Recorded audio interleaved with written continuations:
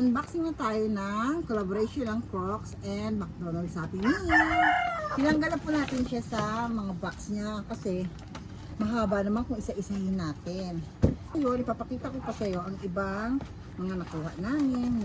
Pag umorder kayo, makakakuha kayo ng ganito. Yan, kung ilan order nyo, ganun din po yun, ang bigang. Sisimulan na natin mag-unboxing. Okay, ngayon sisimulan na natin mag-unboxing isa-isa. Unahin natin ang Fries Croc Toys. Okay, meron siyang sticker na G-Bits.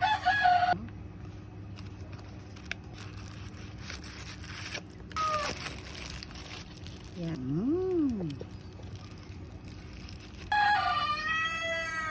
Pangalawa, ang bubuksan natin ay Scribbles Happy Meal Smile Crocs Toy. Ayan na siya!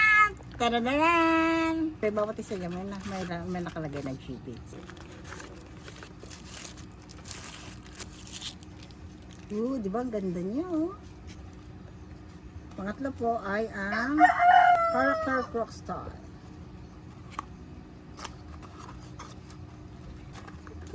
Siyempre, may G-Bits again. Ang ganda ng kulay. Oh, di ba? Ang ganda. Kaso, no? Wala pa nga eh. Ang pangapat po ay ang Golden Archers Crocs Toy White. Siyempre, may G-Bits siya ulit. Oh, di ba? Ganda.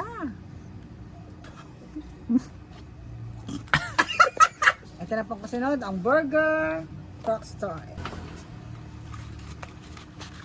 May G-Bits again. Ganda.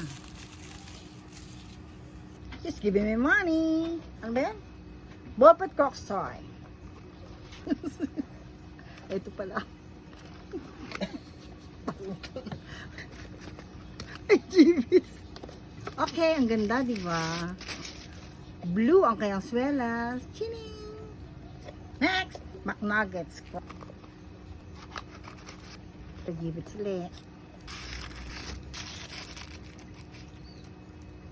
Ang walo po ay ang Golden Arches Happy Meal Smile Croc.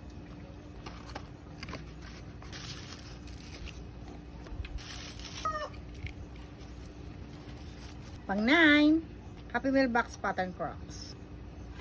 Uy, nahiya siya yan. Okay, that's ulit.